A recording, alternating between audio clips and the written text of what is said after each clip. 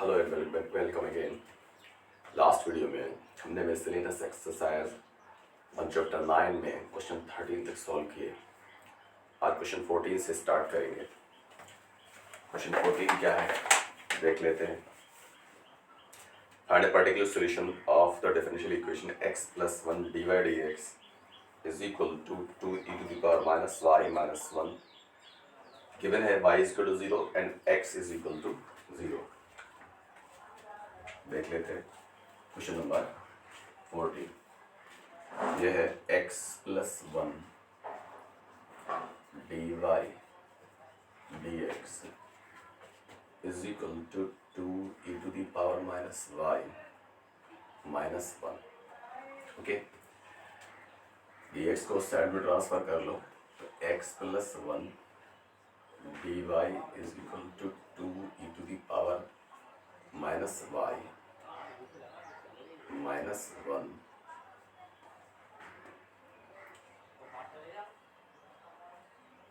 के साथ dx आ जाएगा। सिंपली dy के साथ dy वाले टर्म होने चाहिए और dx के साथ dx वाले टर्म होने चाहिए। चलो बाद में कर लेंगे, काम और कर लेते हैं। x + 1 dy इसको e to power minus y को पॉजिटिव फॉर्म में कन्वर्ट करेंगे तो डिवीजन में आ जाए e to the power y minus 1 dx। x + 1 dy LCM ले लो तो 2 minus e to the power y upon e to the power y dx। एक नेगेटिव साइन भी इसमें से कॉमन बाहर निकाल लेंगे, minus e to the power y minus 2 upon e to the power y। Okay, dx। अब y वाली term इस साइड में लाइए तो e to the power y upon e to the power y minus 2 dy is equal to minus 1 upon x + 1 के साथ dx। Clear? दोनों side integrate कर दो। अगर इसको हम डिफरेंशिएट करते हैं तो इसका derivative e to the power y हमें ऊपर पहले से इन्वॉल्व है। चाहे तो इसको ऐसे लिख लें e to the power y dy। सही है? ओके, 1 के अपॉन में x है, इसके साथ कोई कोफिशिएंट नहीं है तो ये भी लॉग बन जाएगा, ये भी लॉग बन जाएगा। तो ये बनेगा log e to the power y minus 2 is equal to log minus का है x + 1 plus log c। log e to the power y minus 2 ऐसे ही बने रख लेते हैं। ये माइनस में log है और log c पॉजिटिव है तो इसको हम log c अपॉन x + 1 बना देंगे। log m minus n is equal to log m upon n होता है। log से log एलिमिनेट कर सकते हैं, कंपेरिजन कर लो, कैंसिल कर लो जैसे चाहे। तो e to the power y minus 2 is equal to c upon x + 1 obtain हो गया। Put x is equal to 0 and y is equal to 0, दोनों ही 0 गिवन है आपको। तो e to the power 0 minus 2 is equal to c upon 0 + 1। 1 minus 2 is equal to c upon 1, तो c is equal to आएगा -1। तो e to the power y minus 2 is equal to -1 upon x plus 1। ये answer हो जाना चाहिए। Answer sheet से इसको हम चेक कर लेते हैं थोड़ा सा। चलो थोड़ा और मॉडिफाई कर लेंगे। e to the power y minus 2 को दूसरे साइड ट्रांसफर कर दें तो -1 upon x + 1 plus 2 e to the power y यहाँ रहने देते हैं। x + 1 इसमें से हम एलसीएम ले लेंगे तो -1 प्लस 2x प्लस 2। सही है? तो फाइनली क्या बच गया इसका आंसर? चलो यार छोटी सी जगह में लिख लेते हैं। इसका आंसर आएगा e to the power y is equal to 2x + 1, 2x + 1 upon x + 1। ये आपका आंसर आना चाहिए। आंसर शीट में लॉ में करके आंसर दे रखा है।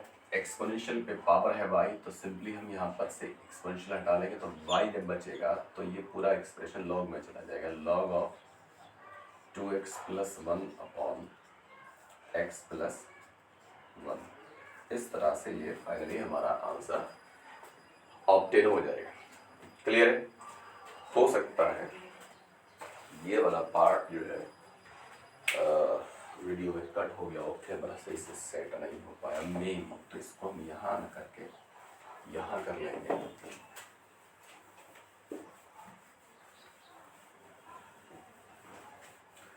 यहाँ तक हम पहुँच गए थे। e⁻y = ये बना 2x + 1 अपॉन x + 1। जब यहाँ से y निकालेंगे, एक्सपोनेंशियल बेस यहाँ से रिमूव होगा तो ये लॉग में कन्वर्ट हो जाएगा, 2x + 1 upon x + 1। That is your answer. आपसे पर्टिकुलर सॉल्यूशन पूछ रहे थे, ये हमारा पर्टिकुलर सॉल्यूशन ऑब्टेन हो जाता है क्वेश्चन नंबर 14 का। आई होप क्लियर हो गया होगा। अच्छे क्वेश्चन है मिसलेनियस एक्सरसाइज में, क्योंकि इसमें ऐसा होता है कि स्पेशल टाइप आपको क्लियर नहीं हो पाते कि वेरिएबल सेपरेबल है कि होमोजेनियस है या लीनियर, तो उसको पहले पहचानना पड़ता है, फिर करना होता है। तो अच्छी प्रैक्टिस होगी आपके लिए सॉल्व करके। क्वेश्चन 15 है, the population of a village increases continuously at the rate proportional to the number of its inhabitants present at any time. If the population of the village was 20,000 in 1999 and 25,000 in the year 2004, what will be the population of village in 2009? ये question है आपका, और इसको differential equation बना के solve करने की कोशिश करनी है। तो देखते हैं।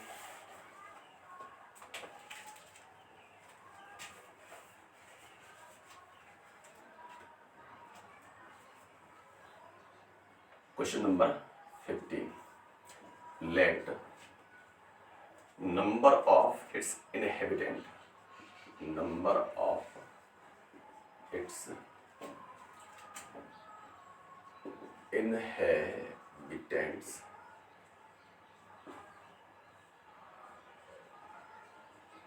present is equal to P, then dP dt is proportional to, ये dP dt यानी कि चेंज ऑफ पॉपुलेशन जो है वो प्रोपोर्शनल हो जाएगा किसके, P के प्रोपोर्शनल हो जाएगा। साइन ऑफ प्रोपोर्शनलिटी रिमूव करेंगे तो dP dt is equal to हो जाएगा KP, dP is equal to KP dt बना देंगे। यही काम करते हैं, dP के अपन में P कर देंगे is equal to K dt कर लें, इकट्ठा एक बार में कर लेते हैं, इंटीग्रेट कर लें तो ये log P is equal to बनेगा KT + C। क्लियर? अच्छा, अभी आपसे ये कह रहा है कि if the population of the village was 20,000 in 1999, यानी कि सबसे पहले 1999 में पॉपुलेशन ऑब्जर्व की गई, तो इस 1999 को हम बेस ईयर मान सकते हैं, और बेस ईयर में जो टाइम है वो 0 लिया जाएगा। सही है? तो when t is equal to 0, सही है, then p is equal to कितना है, 20,000, तो ये बनेगा log of 20,000 is equal to 0 + c, तो c हमारा सीधे ऑब्टेन हो जाएगा log 20,000। क्लियर? अब ये किस फॉर्म में आ जाएगा इक्वेशन आपका, log p is equal to KT + log 20,000। Okay, इस तरह से ये C की वैल्यू हमारी log 20,000 ऑब्टेन हो गई। अब इसमें क्वेश्चन फिर से देख लेते हैं। इसमें क्वेश्चन चीज और दे रखी है, एंड 25,000 इन द ईयर 2004। अब 1999 के बाद 2004 तक पहुंचने में 5 इयर्स का टाइम लग रहा है, तो when t is equal to 5, then p is equal to कितना है, 25,000। तो अब ये किस फॉर्म में बनेगा, log 25,000 is equal to k into 5 plus log 20,000। Simply log 20,000 इसको इस साइड में ले आएंगे, log 25,000 minus log 20,000 is equal to 5k। ये log m minus log n बन रहा है, log 25,000 अपॉन 20,000 बना दो सीधे, इज इक्वल टू 5k। ये तीनों जीरो से इन तीनों जीरो को रिमूव कर देंगे, 5 5 25, 5 4 20, तो k इज इक्वल टू आ जाएगा 1/5 log 5/4। ये k की वैल्यू आपकी ऑब्टेन हो गई, सही है। तो जब k निकल आया हमारा, तो हमारा अब जो एक्सप्रेशन है किस फॉर्म में आ जाएगा वो देख लेते हैं। ये बन रहा है, तो therefore log p is equal to, ये बनेगा 1/5 log 5/4 प्लस log 20,000। यहाँ पे हमने t is equal to 5 substitute करके p इज इक्वल टू 25,000 दे रखा है, लेकिन 5 साल के बाद वो यूज करके हमने k की वैल्यू निकाली है और k की वैल्यू इसमें सब्सटीट्यूट की है, तो यहाँ पे log p is equal to 1/5 log 5/4 plus log 20,000 बन गया। अब क्वेश्चन कह रहा है what will be the population of the village in 2009। सही है। अब देखें 2009 में टाइम कितना हो गया, 1999 से लेकर के 2009 तक टाइम जो है पूरा 10 ईयर्स बनता है। तो देखें when t is equal to 10, सही है, इन 2009 में टाइम आपका 10 ईयर्स हो जाएगा।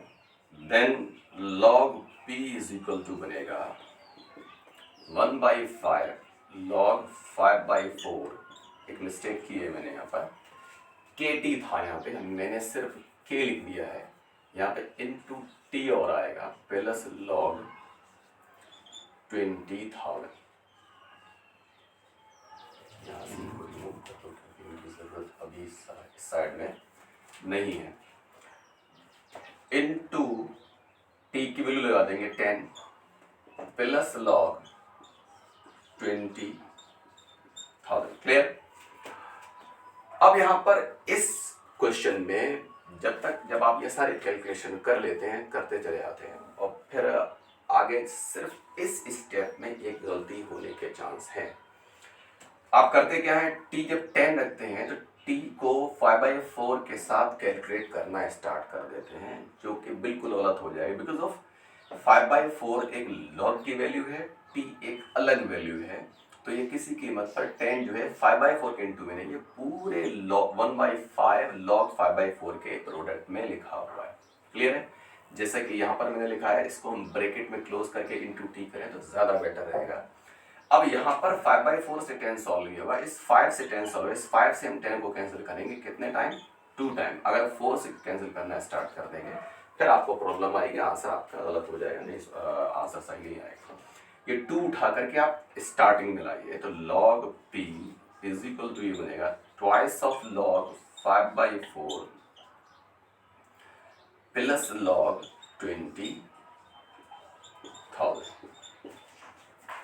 log p ऐसी बना लेते हैं, log 5/4 का होल स्क्वायर बन जाएगा n log n is equal to log m to the power n होता है, और प्लस log 20,000। क्लियर। यहाँ तक हम लोग पहुँच चुके हैं, बस ये अपने सॉल्व होने के अंतिम पड़ाव में पहुँच गया है क्वेश्चन ये। तो ये क्या बनेगा आपका, log p is equal to log 5/4 और log 20,000 प्लस में लिखे हैं, तो log 5/4 का स्क्वायर करना है तो 25 अपॉन 16 हो जाएगा इंटू 20,000। क्लियर। 16 1 16, 4 बचा 40 होगा, 16 2 32, 8 बचेगा 80 हो जाएगा, 16 5 80, 1 0 ऐसे रहने दो, ये आपस में कैंसिल हो गया। लॉग से लॉग आप चाहें तो रिमूव कर सकते हैं, p is equal to 0. 25 5s are 125 carries 12, 25 2s are 50 and 12 62 carries 6, 25 25 6 31, यानी कि 2009 में पॉपुलेशन कितनी हो जाएगी 31,250. तो population in 2009 is equal to 31250. ये इतनी पॉपुलेशन 2009 में उस विलेज की हो जाएगी. क्लियर है? आई होप क्लियर हो गया होगा क्वेश्चन. ये इसको रिमूव कर लेते हैं. ये आपके जो सब्जेक्टिव क्वेश्चन थे वो 15 तक ही थे. इसके बाद फिर आपके 16, 17 एंड 18 3 ऑब्जेक्टिव क्वेश्चंस आ रहे हैं.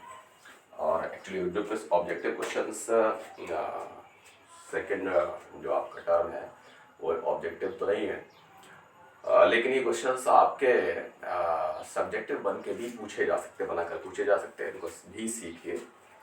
क्वेश्चन नंबर 16 है the general solution of the differential equation. यहाँ पे ऑप्शंस भी दे रखे हैं. क्वेश्चन नंबर 16 है डिफरेंशियल इक्वेशन है y dx minus x dy upon y is equal to 0. y से डिवाइड कर दो y dx upon y minus x dy upon y is equal to 0. y से y कैंसिल हो गया तो minus x dy upon y is equal to minus dx हो जाएगा. Minus से माइनस कैंसिल कर देंगे तो dy upon y is equal to dx upon x आ जाएगा.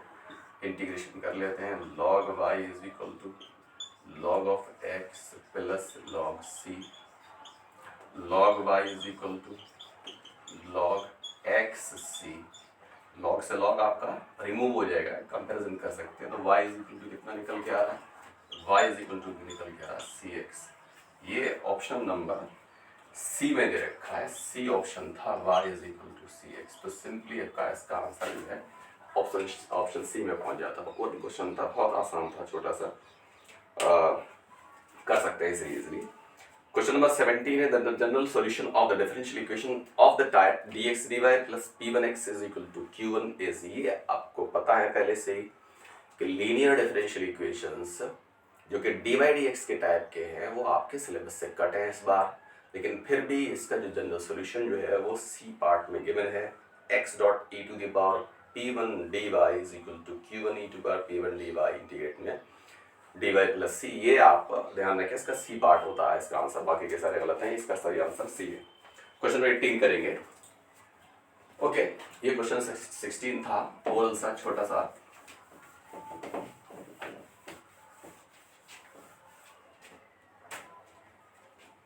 The general solution of the differential equation e to the power x dy. Question number 18 है. मेरा आज स्केच भी जो है वो साथ छोड़ गया है. दोनों में स्याही की कमी हो गई और थोड़ा सा धुंधला दिखाई देगा मे बी हल्का लिखा हुआ. y to power x plus 2x dx is equal to 0. dividing by e to the power x dx. दोनों साइड में e to the power x dx से डिवाइड करते हैं. सही है.